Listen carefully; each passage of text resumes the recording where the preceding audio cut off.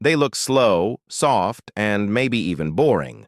But these are not the cars you want to laugh at. Beneath their tame designs and quiet reputations, these machines are hiding serious power. In this video, we're counting down 8 JDM Coupes that look slow, but are secret monsters.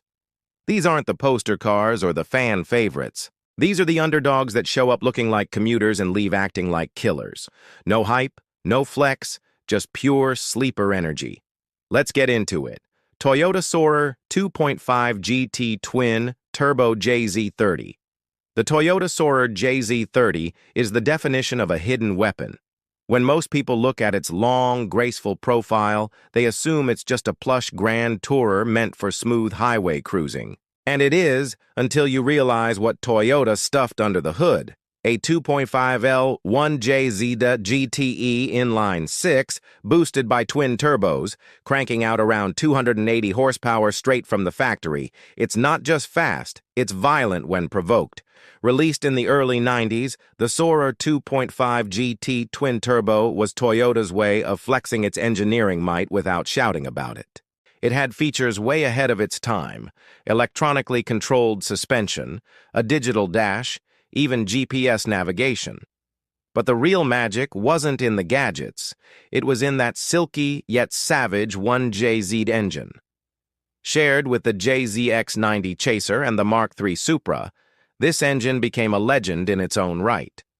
Known for handling well beyond stock power with just basic upgrades, the 1JZ GTE itself is a beast with forged internals, an iron block, and twin CT12A turbochargers. It was built for endurance and abuse. Tuners quickly realized the engine could reliably handle 400 to 500 horsepower with only upgraded fuel and tuning.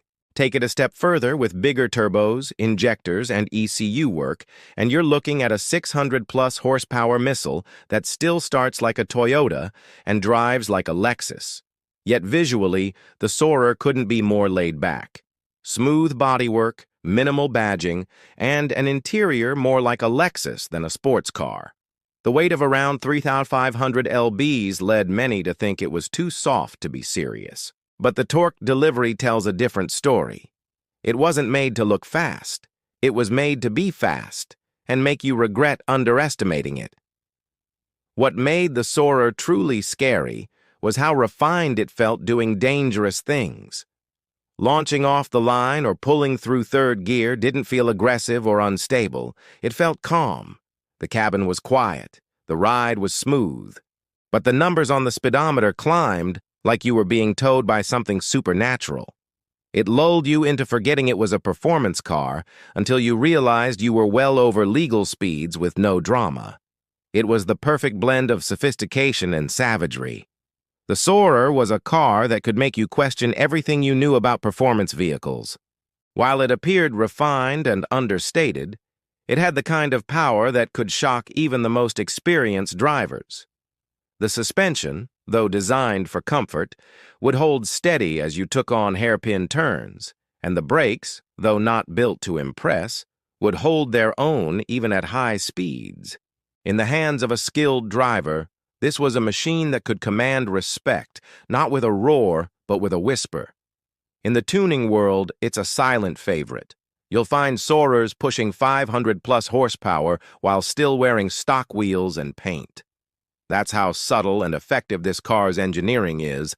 The chassis is solid, the drivetrain reliable, and the potential is downright scary.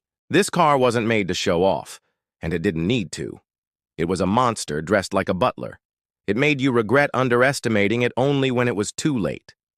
But if the Soarer was Toyota's hidden weapon, Mazda had its own stealth assassin.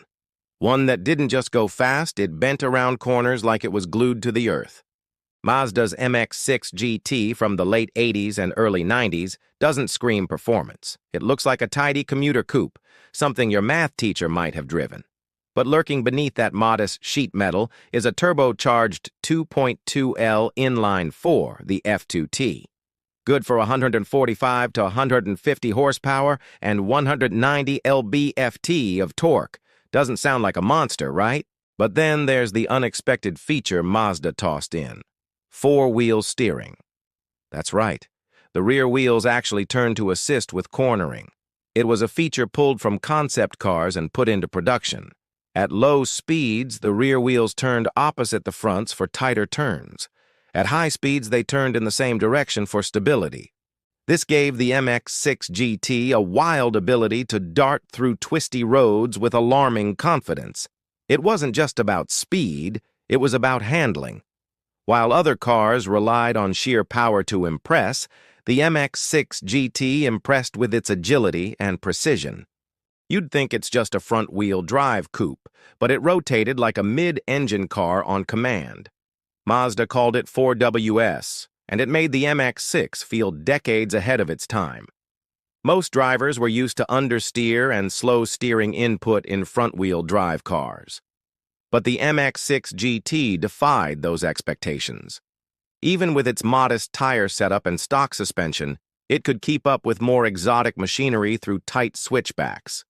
You weren't just driving a car, you were commanding it, making it bend and twist exactly where you needed it to. What it lacked in showmanship, it made up for in sheer engineering boldness. Mazda took a risk, and for those who understood it, the car became an unforgettable sleeper.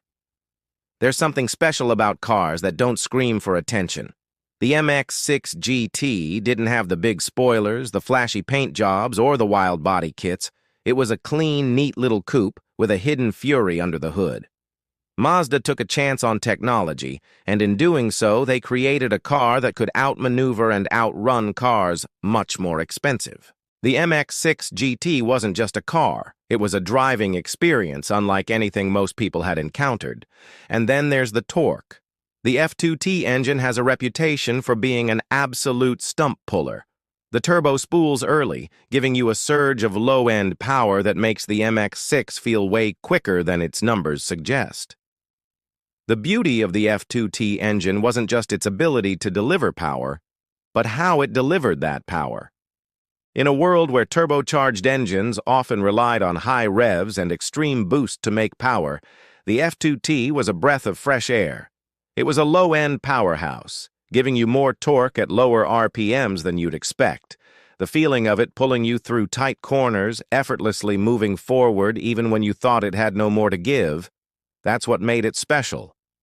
The engine's overbuilt nature means it responds incredibly well to simple mods, with many tuners extracting over 250 horsepower on a stock block. It may not rev as high as other Japanese performance engines, but it delivers power where it counts in the mid-range, making it a perfect street weapon. It was like having a secret weapon up your sleeve, something no one else expected, but something you could pull out at the right moment. Inside, it's all business. A driver-focused cockpit, supportive seats, and period-correct digital gauges if you found the right trim. There's no flash, no racing stripes, just a quietly competent performance coupe that never got the credit it deserved.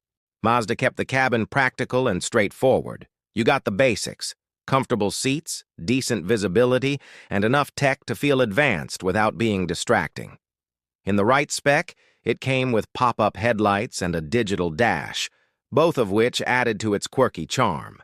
And it remains dirt cheap on the used market. Very few people know what this car is capable of, which keeps prices low and potential high. It's the kind of vehicle you can daily drive in total anonymity while holding a secret that most drivers will never discover. If you're still with me, it means you're starting to appreciate these hidden gems that sneak up on you when you least expect it. There's something uniquely satisfying about driving a car that doesn't scream for attention but still delivers performance that can make other drivers question their choice of vehicle. The MX-6 GT is one of those cars, and its quiet demeanor only makes it that much more intriguing. It may not have the flash of some high-performance sports cars, but the moment you push it, you realize it was hiding something special under that humble exterior. The beauty of the MX-6 wasn't just in its four-wheel steering or turbocharged engine. It was in the way it made you feel as a driver. It was an experience of perfect balance, of being in complete control while still feeling like you were in the driver's seat of something out of your league. The way the car rotated through corners, the way it tackled sharp turns like a seasoned race car, and how it stayed planted on the road, it was pure joy. It gave you everything you wanted from a performance car without ever flaunting it. The modest setup and quiet nature made it one of the most underrated performance machines in the JDM world. And then there's that engine. The F2T engine was designed to be a torque monster, giving you that instant power right off the line. But what made it so engaging was how it delivered that power in waves. Instead of relying on high RPMs and a screaming engine to create drama, the F2T delivered its power in a smooth, linear way that made every corner, every straight stretch of road feel connected to you. It wasn't about raw power alone. It was about how the car responded to your every command.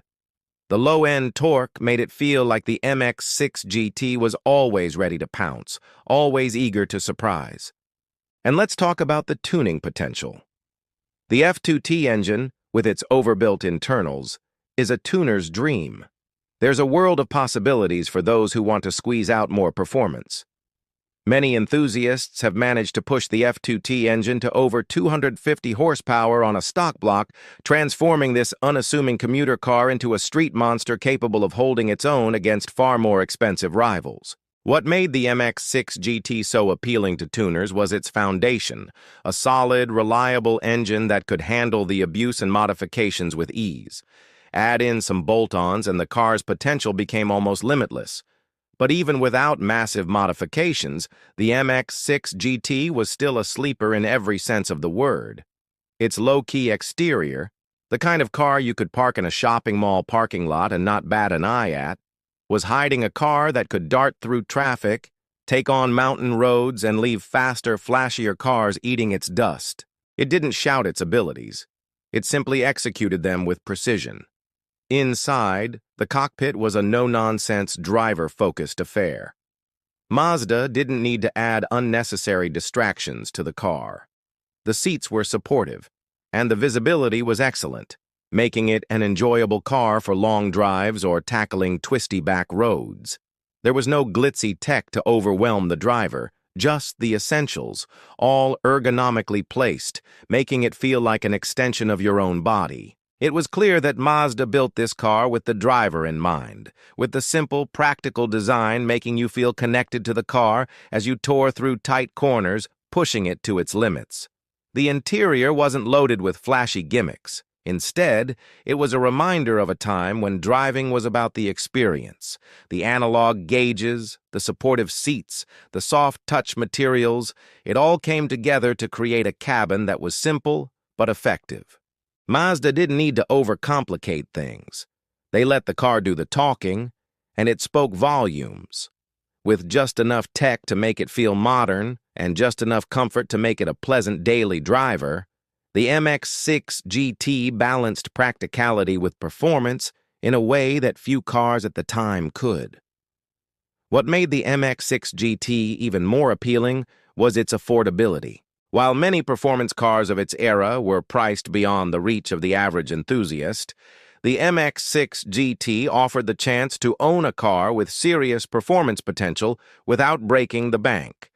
It remained relatively cheap on the used market, meaning you could own a piece of automotive history and a hidden gem without worrying about steep prices. In fact, the fact that so few people understand what this car is capable of only serves to make it that much more valuable. For many enthusiasts, the MX-6 GT was the perfect entry into the world of JDM performance. It was a car that didn't need to shout for attention. It was the kind of car you could daily drive in total anonymity, but when the time came to put the pedal to the metal, it would surprise everyone, including you. It wasn't the loudest or flashiest car on the block, but it was one of the most rewarding to drive. It was a car that felt like it was made for enthusiasts who understood it. And those who did were treated to one of the most unique driving experiences in the JDM world. And now, we come to the moment where we talk about the car that not only surprised everyone with its incredible power, but also made people reconsider everything they thought they knew about front-wheel drive performance cars. Enter the Honda Prelude VTEC H22A. The Honda Prelude VTEC H22A is often seen as an outsider in the world of Japanese performance cars. It wasn't as iconic as the Integra, nor did it have the aggressive nature of the Civic Type R. But there's something uniquely captivating about the Prelude, especially the SI VTEC with the legendary H22A engine under the hood. It's a car that was quietly hiding one of Honda's greatest achievements, not in the form of a flashy exterior or outrageous numbers, but in its pure, raw driving experience. The Prelude SI VTEC was a car that appeared more mature than it was. Its design was sleek, clean, and almost understated in a way that made you think it was more about comfort and practicality than performance. But the moment you put your foot on the pedal, the Prelude transformed. The naturally aspirated 2.2L DOHC VTEC engine would start to scream as the tachometer climbed, revving to the moon and taking you with it in a symphony of precision and power. It wasn't just a fast car. It was a car that loved to be driven, a car that would reward the driver for every little input, every shift of the gear, and every corner taken. The H22A engine in the Prelude SI VTEC wasn't just about numbers. Sure, it had 97 horsepower, which may seem modest by modern standards, but that was never the point. It wasn't about the peak horsepower figures, it was about how the power was delivered. It was about the high-revving nature of the engine that would keep pulling and pulling until you reached the red line, and the VTEC engagement that would send you into a whole new world of acceleration. It was a feeling of intensity and excitement, one that would make you realize that raw power doesn't always come in the form of brute force. Sometimes it comes from balance, finesse, and a well-tuned engine that loves to rev. But the real magic of the Prelude CVTEC came not from its engine alone, but from its ability to handle. The double wishbone suspension setup was a game-changer for a car of its class. Unlike other front-wheel drive cars of its time, the Prelude offered exceptional handling that could keep up with far more expensive rear-wheel drive competitors. It felt planted and composed through every corner, with a steering response that was both direct and precise. The car would stay balanced even when you pushed it hard through sharp turns, never feeling nose-heavy or out of control. It felt connected, like an extension of yourself.